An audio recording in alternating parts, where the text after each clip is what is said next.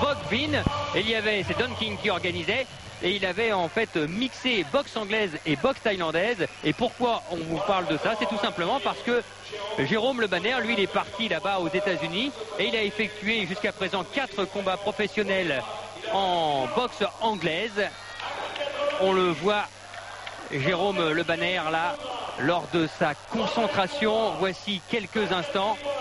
Et maintenant, juste avant son entrée dans ce palais des sports de Marseille. Ah, c'est un beau gabarit.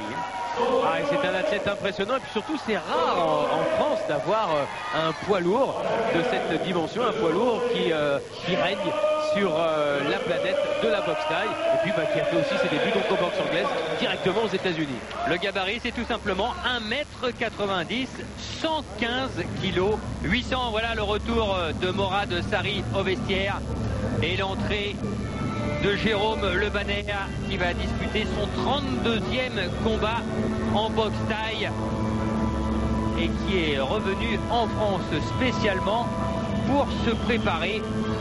Entrée majestueuse, nous a-t-il dit. Oui, chevaleresque même.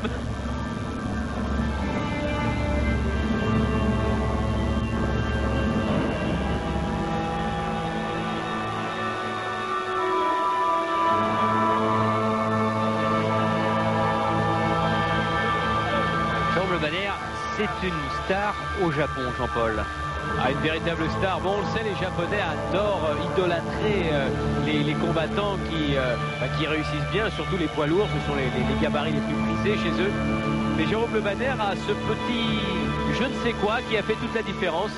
Et malgré la présence toujours pendant les grands tournois au Japon qui se déroulent devant parfois plus de 50 000 personnes au Tokyo Dome, et la présence donc de Peter Hart, d'Ernesto Hoost, d'Andy Hughes, bref, des très grands, eh bien, Jérôme Le Banner a une énorme cote d'amour. Il y a même un jeu vidéo qui existe maintenant et qui est très très populaire au pays du soleil levant et qui met en scène Jérôme Le Banner. Jérôme Le Banner, ça y est, il fait son entrée dans le palais des sports. Jérôme Le Banner avec juste derrière lui à droite Ali Sadok, son entraîneur. Ah, quand on parle de beau bébé, de grand gabarit, il en fait partie. Il va y avoir 14 kilos qui vont séparer les deux hommes, même si Rob Van Esdonk, lui, aura l'avantage de la taille, 7 cm de plus. C'est un combat que l'on attend. Parce que Jérôme Le Banner, il a envie encore et toujours de prouver des choses en boxe thaï. Il a envie aussi de l'élever à un rang beaucoup plus haut aux États-Unis et être présent ici avec Don King qui l'a libéré.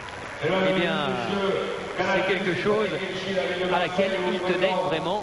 Ouais, et puis Christian, c'est quand même toujours la confrontation face aux Hollandais qui a gêné Jérôme Le Banner dans sa carrière. Il a été battu par Peter Hart, il a été battu par Ernesto Hoost. Bref, même s'il a toujours fait des superbes combats, il faut absolument qu'il passe ce passage contre les Bataves. Et là, eh bien, Rob Van Esdonk en est un des plus beaux spécimens. Et c'est un superbe gabarit, hein. Très très grand, très fort. Van Esdonk, et puis surtout 1m97, 102 kg. Et surtout, un palmarès de 50 combats, 48 victoires et seulement 2 défaites. Et pire, 47 victoires avant la limite sur ces 48 succès. Une seule de ces victoires ne s'est pas terminée avant la limite. C'est un test important pour Jérôme, qui part tout de même favori dans cette rencontre, car Rob Van Esdonk n'a tout de même pas l'expérience mondiale de Jérôme Le Banner sur sol au niveau des points. Le protège-dents version tricolore de Jérôme Le Banner, bleu, blanc, rouge. Break, no fight. Stop, no fight. Que le meilleur gagne. Faites un beau combat. Et voilà ce protège-dents. Et Ali Sadok, lui derrière, il fait le show avec ses lunettes. C'est sur le ring qu'on le demande pour ce 3e combat après le fantastique Nikiema Ubeda, la victoire de Sari face à Pena. Le Banner face à Van Esdonk. C'est parti. Allez, Jérôme en gaucher, bien sûr, jambe droite, point droit devant. Van Esdonck qui va tourner, qui ne va pas chercher la confrontation immédiate, et il a raison. Il faut qu'il recherche plutôt la distance. Oh, ça va très vite avec les bras. Il ne peut pas lui laisser de marge de manœuvre. Et là, c'est tout le travail, toute l'anglaise qu'il a pu travailler dans le camp d'Evander Holyfield, où il s'entraîne en Caroline, avec notamment l'entraîneur d'Evander Holyfield, Don Turner. Il y a eu une bonne sortie avec la droite, Van Esdonck, mais il a été dépassé par la rapidité du pugilat de Le Banner. Allez, on prend un peu du champ. Voilà, low kick. Esdonck tourne. Voilà, il faut qu'il se dépêche, Esdonck, de se déplacer.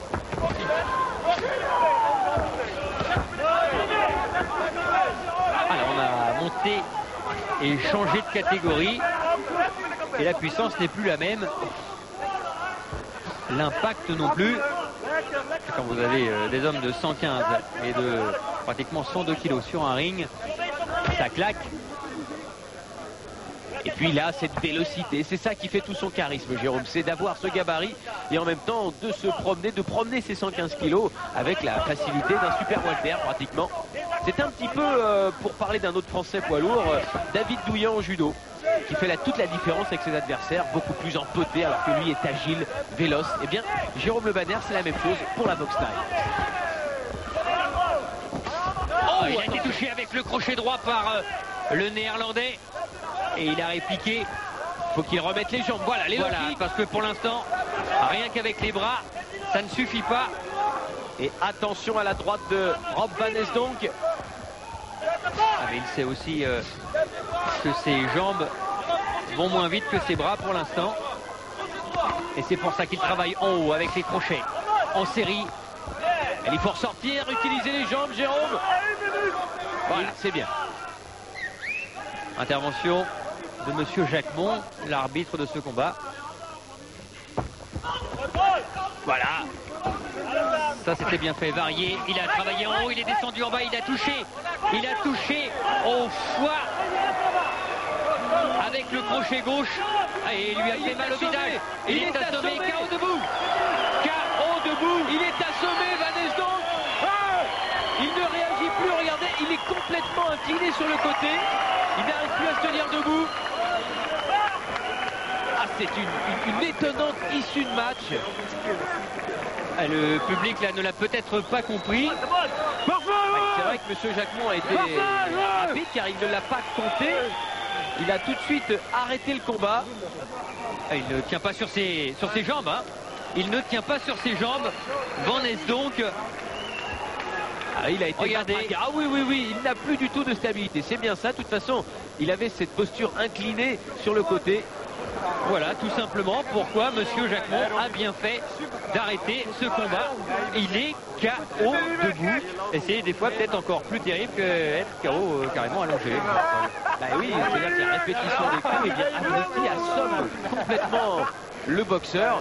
Et effectivement, même s'il a une apparence a priori, puisqu'il est encore debout, d'un boxeur qui peut encore continuer le combat, et bien l'arbitre qui lui est à ses côtés voit bien dans son regard trouble et dans sa posture qu'il ne peut absolument plus retourner au match sans danger.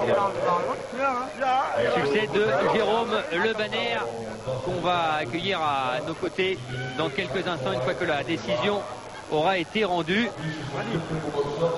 Une décision évidemment qui est facile à donner puisque Le Banner s'est rapidement débarrassé de Van Esdonck. Regardez Van Esdonck d'ailleurs qui ne réalisait pas pourquoi tout était terminé. Il était complètement sonné dans son coin, chancelant, vacillant. Et il vient simplement maintenant de retrouver un peu de stabilité. Il parle avec son coach, son homme de coin. Ah, ce sont les surprises de la boxe. KO à la première reprise, Jérôme Le Banner.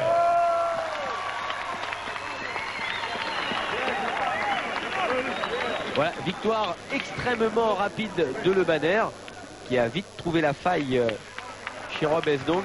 Van Esdonck qui lui n'a fait qu'une apparition très rapide, n'a pas pu véritablement se défendre puisqu'il a été systématiquement serré, collé par le Français. dans un travail de pugilat, de boxe anglaise. Et là, on a pu apprécier effectivement, Christian, que cette boxe anglaise, eh bien, Jérôme Le Banner l'avait énormément travaillé aux États-Unis, qu'il avait énormément développé. Et ça a été une véritable exécution. Voilà, vous restez avec nous parce qu'il va y avoir encore